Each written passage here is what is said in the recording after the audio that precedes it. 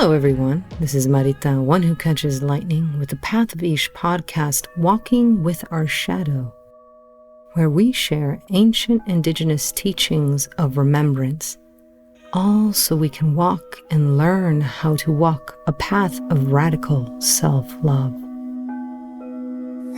Okay, everyone. It is another opportunity for us to restart our days, restart our weeks, reframe and remember as we welcome today into the circle Angell Deer. And before we start and have a conversation with Angell, let's just take a moment to just really get into this space.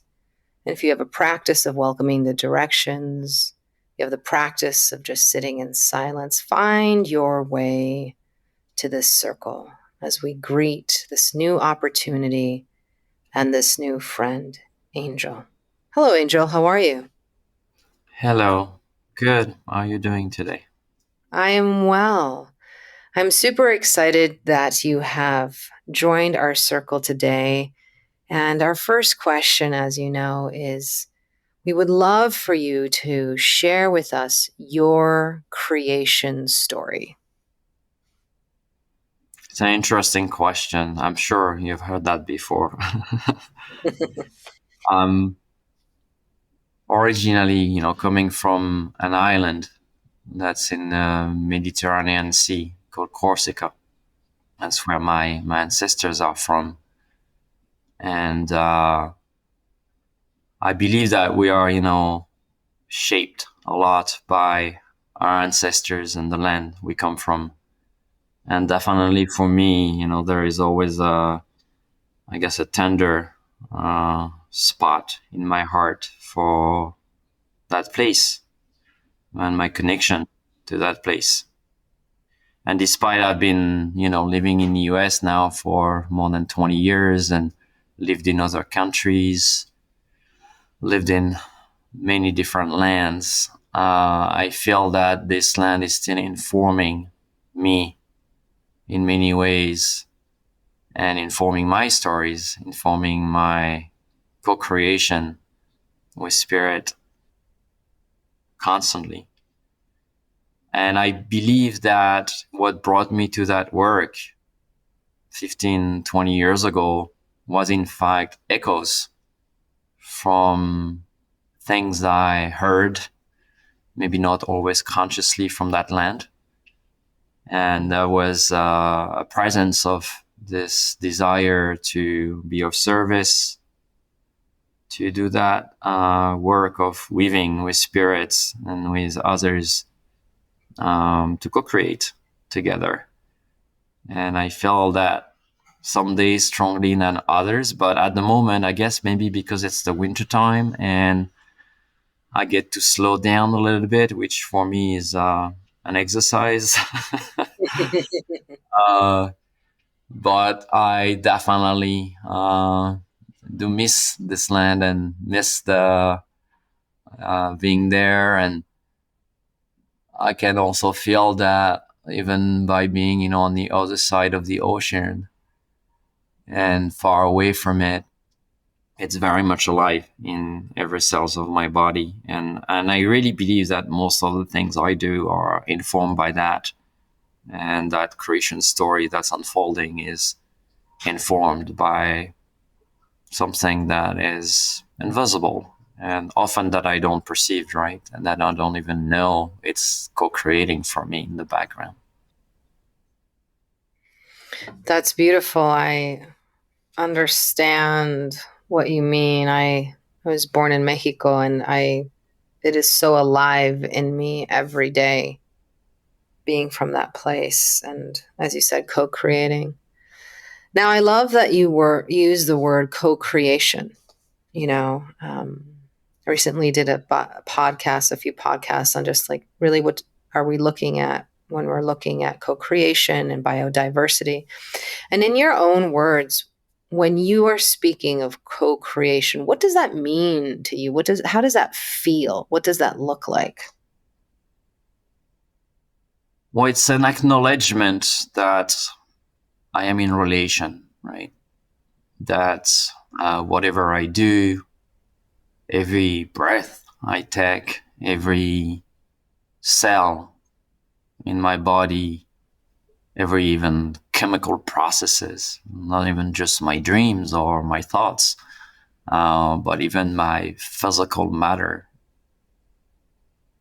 is co-created, right? There is a part that is maybe what I call me, but in fact, if I really slow down and look at what I call me, Mm-hmm. it's weaved and entangled with many other aspects of what we call the greater self, maybe. And there is no possibility of creation without co-creation. It's an illusion, right? Because well, not just for my physical life to breathe and to have good water and food, do I need relations, or am I connected to them? But in fact, even my body in this one moment that we are having this conversation is much more than my own cells. In fact, it's much more a colony of Mm-hmm. bacteria and viruses and so many other things that are informing my body, that are directing it. And even the process of thoughts, speech here or reflection, I think it's around less than 10% of our processes are conscious, right? What I will call the me or the I or the ego or this awareness, but 90% of it is the subconscious or the unconscious mind, right? So it's a little bit, I realized that one day I was in meditation and thought about my subconscious, my unconscious, which is the place of magic, right? The place that is non-linear, that is non-square, that is not rational, but it is very active, right? That is keeping me alive. And as we know from modern psychology, is in fact directing most of my life. But how much it is a reflection of this universe where only 5 to 10% of the matter that we know of is visible. And all the matter we've named, electrons, atoms, galaxies, this earth, this body, is only 10%. And 90% is what we call dark matter, invisible matter, maybe subconscious, right? And it struck me how, in fact, I am even a reflection of that in my own little microcosm of my own body and my own life, right? And what is that dark matter that we don't know about the universe is maybe even connected to my subconscious. And that's what I mean by co-creation, right? That there is a greater part of me. In fact, the great majority of me is that unconscious, unknown, what we consider magic part of the self. And in fact, when I'm alive and when I'm talking, what's really happening is that process of co-creation with this invisible. And in that invisible, you and I are one.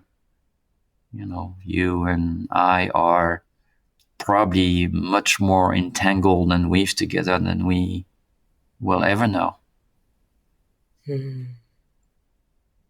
I love that imagery of how we are a reflection of dark matter, and dark matter being the unknown and the potential and the magic. I haven't really heard someone frame it in that way. So thank you for that beautiful image.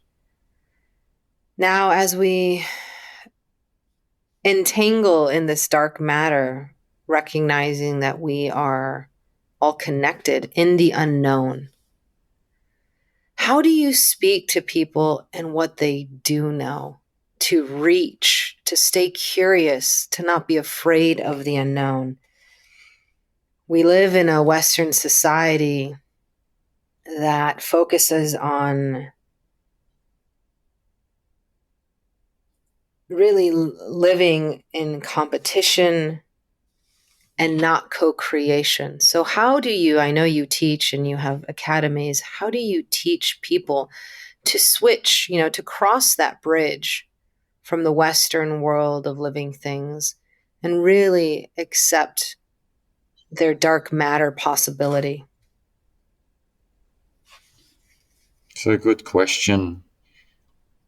No, I truly believe that ultimately is being able to return, and I really say return because I believe we are born that way, and children, they do understand that much better than we do as adults very often.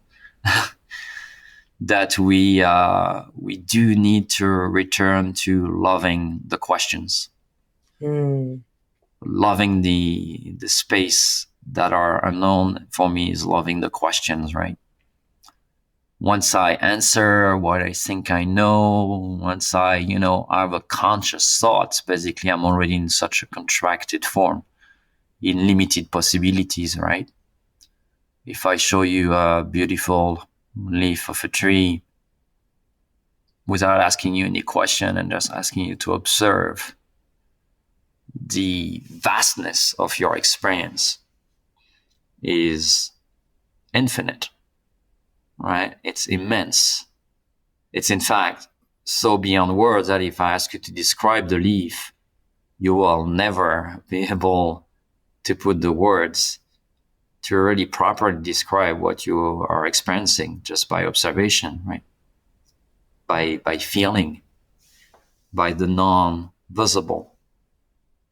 And so I think, every person out there, even people that do not have access to this teaching or practice spirituality, have an experience of that magic, that sense of awe, even the feeling of love. And the world has kind of told us or invited us into that space where it's all about answers. It's all framed. It's all put into equations, right? Into scientific formulas. And despite it can be, quite useful. I mean, we are here talking through the internet, and I'm grateful for science for that. I think when it comes to the human realms, when it comes to meaning, to purpose, it doesn't happen in that space. It happens beyond that space. And so we need to be able somehow to acknowledge and to have an experience that the unanswered question, the space of not knowing, is a space where we will find meaning and purpose. And that is extremely uncomfortable for the mind. That is, if you think of it, completely irrational. Doesn't make much sense that you would know more if you know less. Mm-hmm. But we can feel it, right? We can have an experience of it. And I think that is a universal experience, right? So it doesn't really matter what you studied and if you believe or not in God, in spirit, in any of that. I think we all have that experience. We all carry it. And we have to reclaim it, nurture it back, because I really believe that's where new possibilities for this world, for our communities, for the way we live together is going to emerge from, right? Mm-hmm. I don't think it's going to emerge from a new invention, right? From science saying, hey, we found this and we solved this problem, right? Because we know solution for all our problems. So obviously the issue is not more science or more inventions, right? It's Mm-hmm. probably more heart, more dreams, more unknown, the space of the weaver, the space of the dreamer, the space of the poet, the wisdom speakers, right? Mm-hmm. So we need to give back value to that. And I think the only way we are going to give back value to it is to have an experience of it. So we truly understand this is not just beautiful talk and speech and nice poetry. In fact, it is the heart of creation. It is the heart of magic. It's the heart of possibilities. And I truly believe, we all know that somehow deep down somewhere. When you speak of the poetry, and again, it doesn't feel fluffy like out there, it feels very grounded because I can hear your connection to land. How has land taught you a poetry of possibilities? Hmm. She always saved me, I guess, from my own afflictions and narrow-mindedness. Mm, The pain I cause to myself, right? When my mind becomes too tight and too entangled into, my own stories. And somehow she has this capacity to invite me to soften, to open, to be okay in not knowing, to be okay in just being instead of doing, right? To be okay with silence instead of words or talking. And as you probably know, because I'm sure you experienced that, it is in those moments that something emerge, right, from this unknown, from this dark matter, from, like we say, oh, out of nowhere. I thought of that. Is it really from nowhere, right? mhm, But that's the mind, right? It's out of nowhere for the mind because it doesn't come from the mind.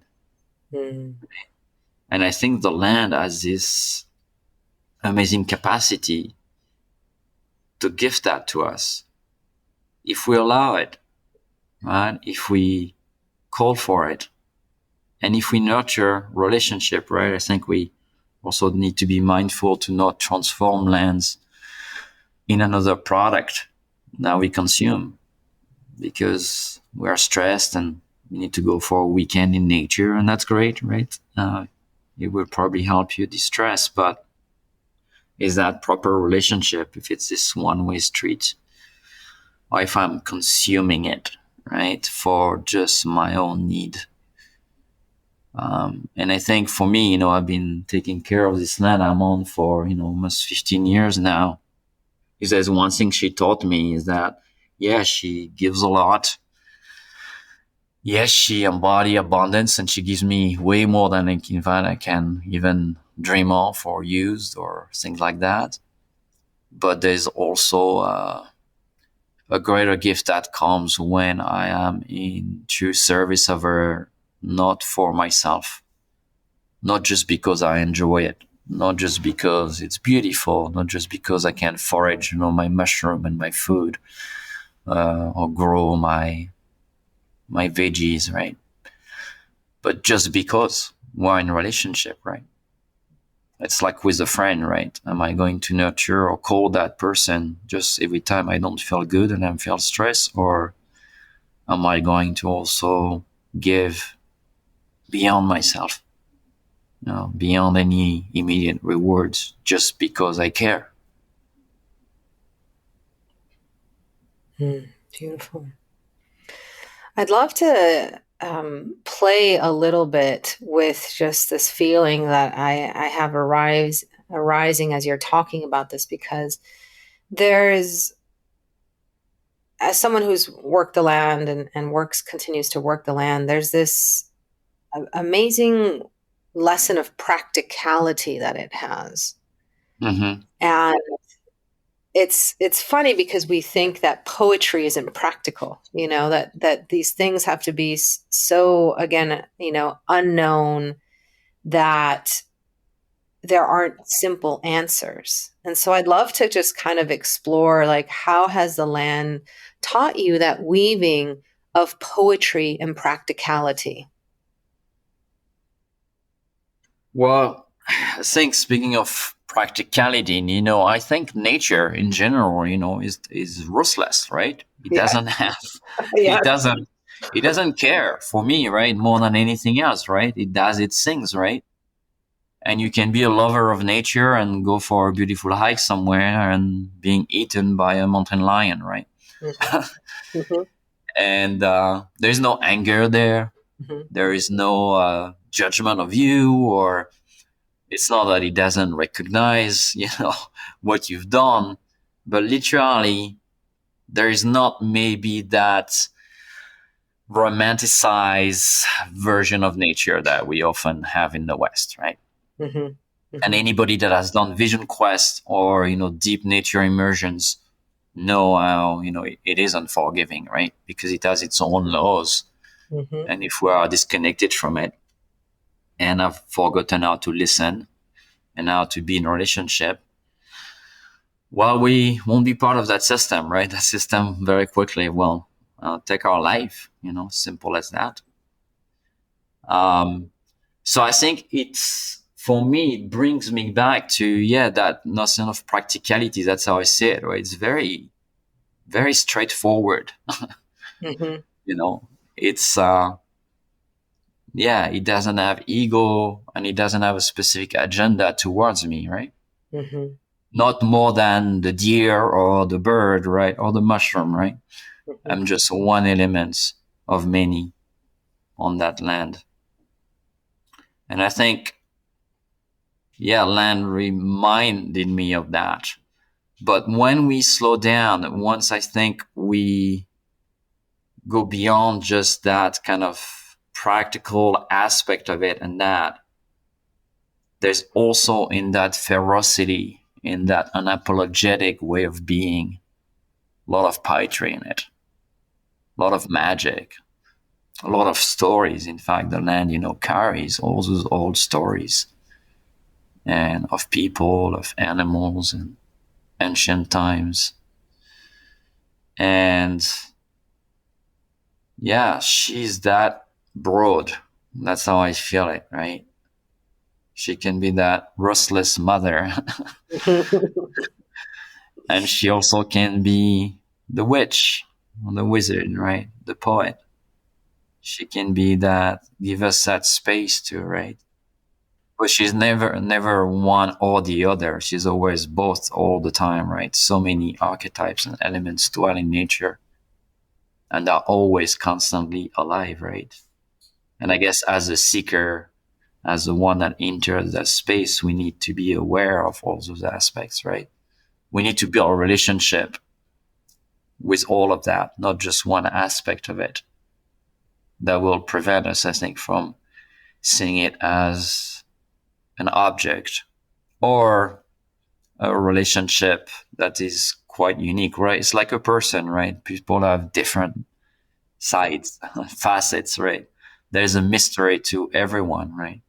Even if you've lived with someone your whole life, you do know that there's a part of them you still don't know, right? There's a there's a mystery there. And I guess that's what keep us returning, keep us inquiring, keep us deepening that relationship, right? Because it's an infinite pit where we'll never reach the bottom of understanding of it. I love it. The universality of non-attachment, right, gives you infinite possibility, and we can see that in the land and in nature. So I'm curious, you know, as a keeper of land that deals with people who have been taught to control even their climate, right? Climate controlled areas. You know, how do you speak to a return instead of people, like you said earlier, finding a solution in science? How can we start to see that as, again, AI and everyone's starting to, explore and play with that? What does that mean to us? And how do we, for me, I feel it's like a fork in the road, right? Of awe. Well, with awe is it's fear inspiring or wonder inspiring. So how do we teach people the non-attachment, the non-controlling of their fear to encapsulate, to control, even, control the plant kingdom? How do you inspire people? What are you seeing out there? What are the words that the land is speaking through you for us when it comes to this fork in the road of awe? Yeah, that's an interesting thing to ponder. And I often, you know, question myself on how to do it in the best way, in the way that served the best. First, I think we have to recognize that we can't teach everyone, and not everybody wants to learn. Exactly. Right. So I never forced the teaching on someone that just is not open there to yet. I think there's a internal process for every human being to come to those places, to be potentially at some point in their life called by the return. Either it is through very often personal suffering, right? Something happened and then we realize we don't have all the solutions, or the world doesn't answer the big question. And then we start searching for people and places that might have different answers or maybe different questions. Mm-hmm. And that's the first step, I think. There needs to be such a deep desire to understand that and to meet it, because the teachings are not easy, right? It's easy to think that it's just another type of school or university, right? I think that's often my difficulty, with students, is that they understand this is not school or university 2.0, right? Because many people come to animism, shamanism, spirituality, with kind of that outlook. And I could not, because that's the way we learn to learn. And it's such a different way that we're going to be taught, right? Because it's very much through self-revelation more than any teachers, right? I'm just providing, setting up the scene, but really the teachings, they are self-taught or self-revealed, right? Spirit is going to speak through us. The tree is going to speak the land, right? But I think the difficulty, especially in the world we are living in, is that people don't have that connection to nature anymore in the same way that people have on ancestral lands, right? When they're still living that way. And our culture, or we don't really have a culture, our society is so far away because everything has been materialized. It's a materialistic, right, society and science. That very often the way we come to it is very colonized, right? Is very scientific. It's very rational. And so it takes a lot of slowing down, a lot of encounter, deep, deep commitment and calling to make this happen. And I truly believe that unless people are at a point in their life where they have acknowledged somehow, somewhere internally, that the system they are in is not going to answer most of their big questions or resolve their relationships, there's no book out there they can buy that is going to fix it, then they come to it. I think then there is enough internal turmoil and suffering, and therefore a deeper calling, that there is a potential for transformation and new learning. Mm-hmm. Beautiful. That is very true. Not everyone wants to learn. Not everyone seeks. Today as I was cleaning, chick up after my little baby chicks that I have to integrate to my other chickens, I find a lot of depth of knowledge and wonder when I'm dealing with a lot of manure. I don't know. It gives me a lot of thought, but there was this thought as I was cleaning, and I was like, this consciousness of, how society is speeding up, and this fear of being left behind, of like not having the fastest gadgets and not having all this thing. And it just, of the consciousness, not, it wasn't mine. I knew it wasn't mine. And I was like, I'm okay if I'm left behind, from this, this runway that people are on. But I think there's this feeling of, one of the feelings that we're afraid of is abandonment. And that feeling of being left behind from a society as it speeds towards whatever it is, its continued colonization of things. How do we speak to that wound? How do we tell people that it's okay if you don't follow the speedway. It's okay if you stay back. It's okay if you're left behind. It's tricky, because I think we have some hardcore wiring in our design, um, for survival and for belonging, right? That's things that we look at all costs, right? I was reflecting the other day and telling a friend that was, is very angry about people that are, accumulating a lot of stuff, right? Money, cars, but that doesn't matter, right? Just greed in general, or let's say over accumulation of stuff.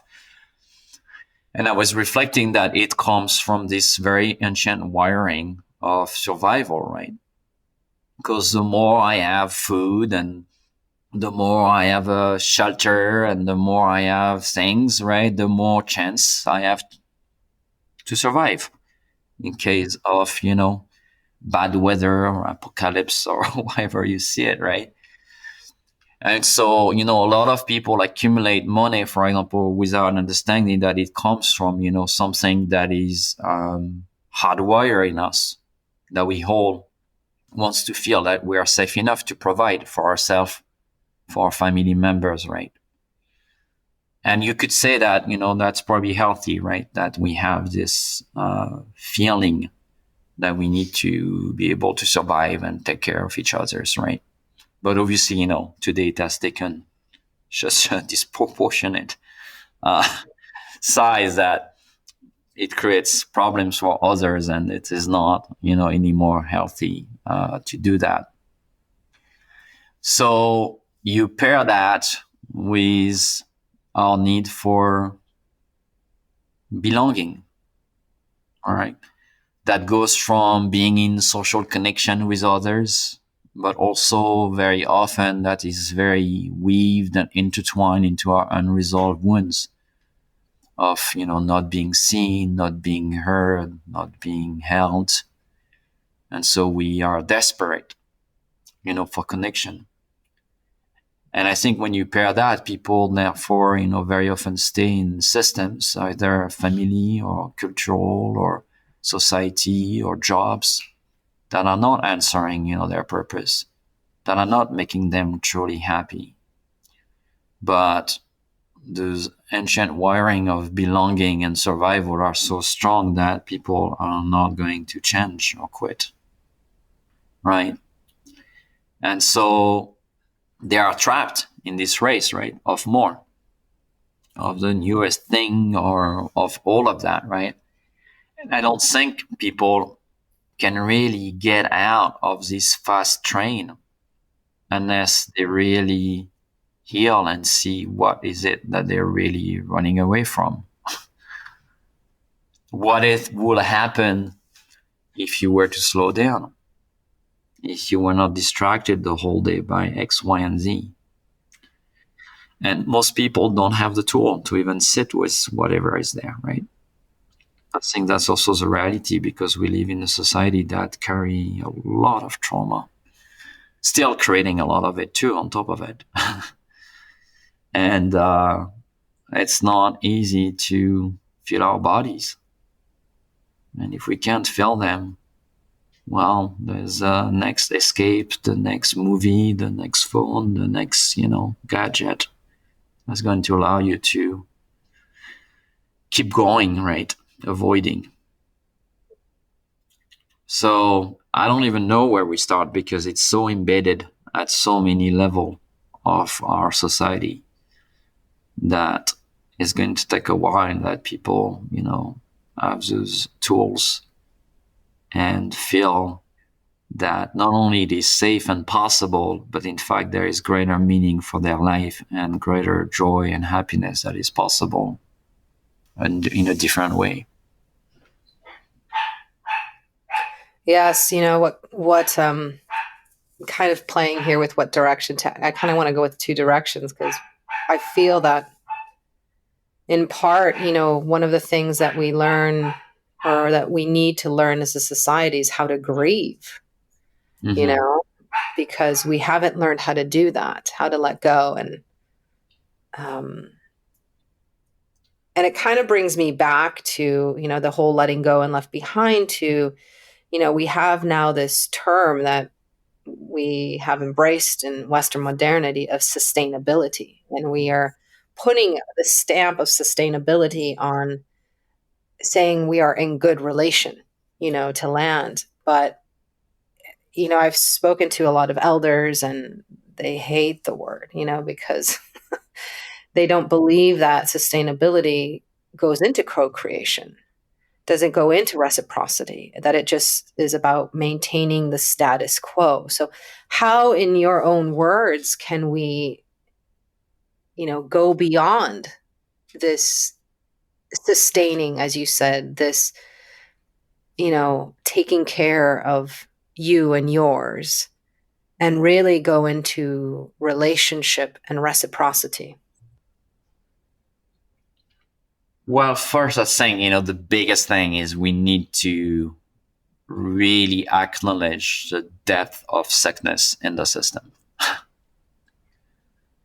Like, really being able to see it. As long as we consider the system that has some faults and we can save it or fix it, sustainability is a good example of that, right?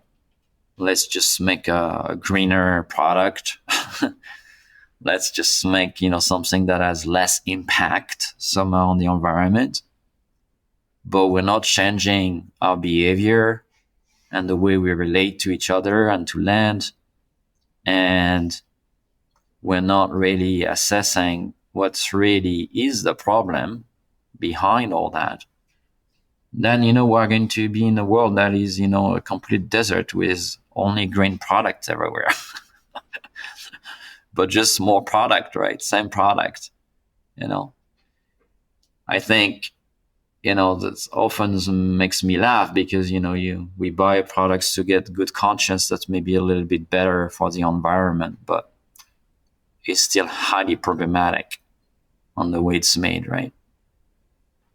Even if you think of, organic veggies at the supermarket, nobody talks about slave labors, right? Yep. Yep. Most of those veggies are grown by people that are slaves, modern slaves, right? Yep. They underpaid, they far from their family. Very often they have absolutely no recognition in the system, no social status and places, no health insurance, etc., etc. I mean, the list goes on, right? And they're working in terrible conditions for their bodies, so we can enjoy a greener product, right? Is that better than a product that's industrially made and collected by a machine? I don't know, to be honest. I don't really know about that. I'm not really sure. Once we start to see the depth of that illness that this industrial world has put on all of us, nobody is immune to it. And the consequence it has, not just on lands or indigenous people or animals or waterways, but even our own self, right? Some people maybe don't really care about any of that, but they might care about them, maybe their body, I don't know, their health. Once we start seeing the impact it has on that, we realize that we need to rebuild from the ground up. And it doesn't mean, going back to cave age and living, with nothing. But it definitely means that the way we are seeing modernity, the way we are rushing humanity towards this wall that we all know we are going, if we keep going that way, none of that is going to save us, right? It doesn't matter how sustainable the new car is or the new energy productions if we still have the same minds and the same heart with the same wound. we are going to keep creating suffering. So that's really the problem. And I don't think it's very often addressed, right? It's like the war on drugs, right? We don't really talk about why people consume that amount of drug, why people are in so much pain, right? It's fascinating that at the age where pretty much everybody is on the internet and on Facebook, right? There's, I don't know, like 2 billion people on Facebook, that there has never been that many suicide in the US alone of people just because they are completely alone, right? So what, we need a better Facebook? we need an AI Facebook. We need a fake, I don't know, person AI that we can talk to. Do you really truly believe? Are we that sick? Are we that lost that we believe that that's going to be the solution? And sadly, many people believe that because I think they haven't realized yet, especially if you are quite privileged today, you might not feel the pain yet as much as others, that this is going nowhere, you know. But, people that slow down, and a lot of, critical thinker in our world, and obviously native people and many people in this world knows that this is a definition of insanity, right? Keep doing the same thing, expecting a different outcome. Yeah. Something that strikes me in your conversation, it's something that I speak a lot to when I speak about cacao, really the cost of cacao and the slave labor in cacao and chocolate, but Uh-huh. uh, is the expendability of human life, like how humans, right, in the equation of being green or in our equation of having the society that we want to have, are expendable. And I'm wondering if part of that expendability, right, is we are so removed that our body is land. We're so removed that we forget that we are land. When you see land, you're like, okay, I need to do something, or it will do something to me to a certain Yeah. degree. And so I'm wondering and curious if you see, that disconnect, is that part of that disconnect, and is part of our way to return back to, you know, a way of living in relationship to acknowledge the land inside of us. Yeah, I mean, it's the heart of the problem here, I think. It's the heart of it. And I'm going to give you a little story, an example. We do a lot of retreats and gathering on the land, Vision Quest and Sweat Lodge and other gatherings. And it's always, I mean, it's more and more popular those days. People want to experience those ways. And we bring elders, and people love to meet elders and spend time with them. But we always, get more people and we can even accommodate, right? When we do the things. But when we say, hey, we have a day of taking care of the land because there is a spring cleaning to be done on the land, or there was a flood and we need to rebuild the path or a bridge, or there is planting to be done, it's almost impossible to get people to come. My experience is very often that if there is not a direct benefit for people, like, for example, personal healing, they don't see that land caretaking as something essential. It's very hard for people to understand that when you are emptying your manure from your girls, from your chickens, that in fact you're learning something there, right? I love my chicken and I love to go sit with them, and there's not a day where I don't sit with them where I don't learn something, right? Just being with them, right? But if I just pass by the chicken coop and because I'm coming to an event and I find them cute and, and I pick up a few eggs and then I leave, what kind of relationship do I already have? Zero, right? None. It's entertainment, right? And I think the problem with lands, our lands and our national parks and reserves and the way we've separated land or good land or state parks and things from other lands is that we made it an object. We made it an animal in a cage, in a zoo, right? And I forget that, in fact, the land that I'm sitting on, even if I live in the city, is as precious and as sacred and deserve my care and carry the same power, the same beauty potentially for me, the same wisdom. And the reason is, I believe, is that because we are very desensitized. That's how you say it, I guess. I don't know. We lost the sensitivity to our own bodies. Because once you do that work for long enough, at some point you do start feeling in your own bodies what's going on in the land. Right? And that's a blessing and a burden. I know for me it is. Right? It requires great gymnastic and work to not be taken by the overwhelmingly pain and distress that is there. Right? But that's my commitment. As I agree to interrelationship with land, as I agree to interrelationship with my body, I agree to meet every part of it with the same open heart, with the same willingness, with the same curiosity. So I need to be able to, coming back to what you were sharing earlier, to grieve, to feel the pain, to feel the rage, to feel powerless sometimes, hopeless sometimes, right?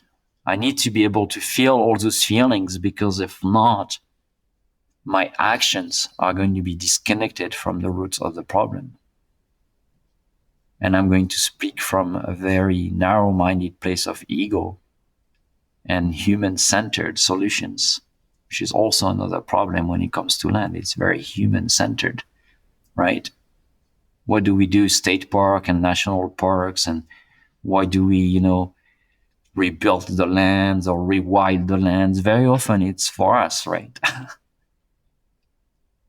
The conversation about indigenous people is very often completely absent, right? Inexistent. And the conversation about wildlife sometimes is a little bit present, but it's kind of for our enjoyment, right? The beauty of it. And that transfer into, the way we have the biggest land in this country are dead lands. They are the lawns that we take care in our gardens, right? Green lawns, which are complete deserts and a complete, it's insanity, right?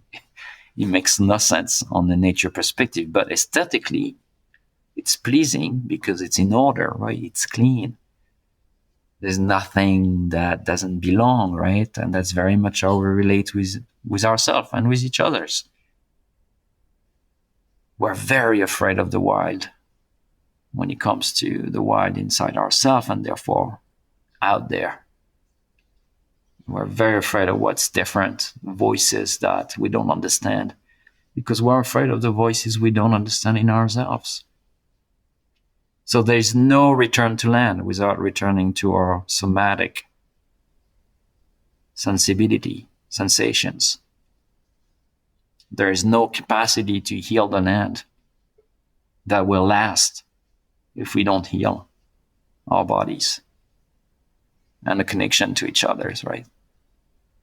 The pain that you carry, I need to take care of it and be interested in it as much. And sometimes I believe even a little bit more than my own. Mm-hmm.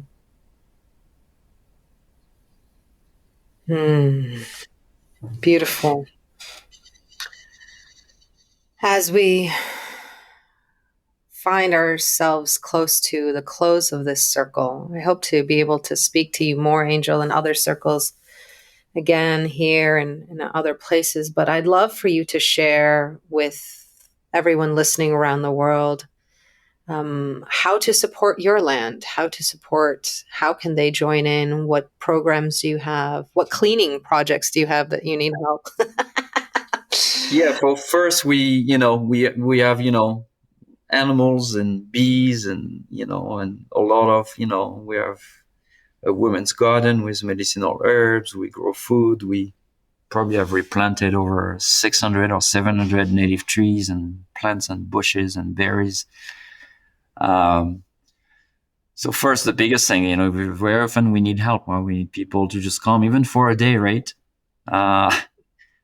And you might not experience a SWAT lodge or a vision quest. You might just, gather sticks and stones and chop woods, right?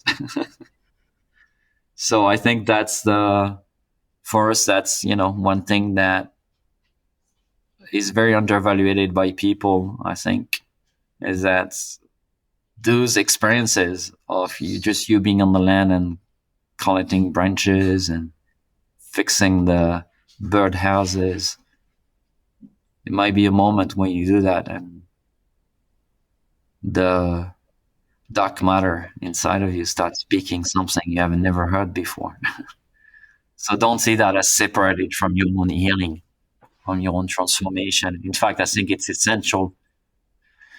And then, we have obviously a lot of gatherings in person and online that people can find on our, calendars. And we try to support a lot of elders, a lot of grandmothers and some grandfathers that we believe, carry essential wisdom for the future, for this time we are in, this great turning, this time of transformation.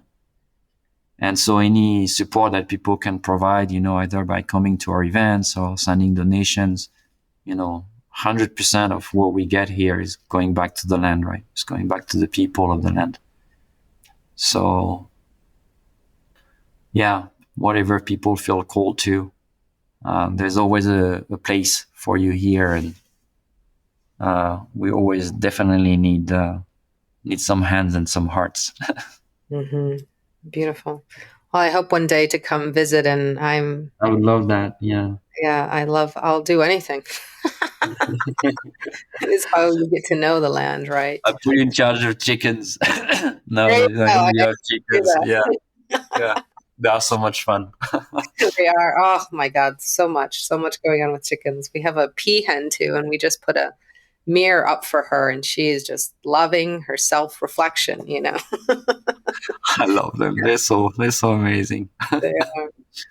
Well, Angell, thank you so much for taking time to meet us here in the circle, for inspiring our entanglement of dark matter,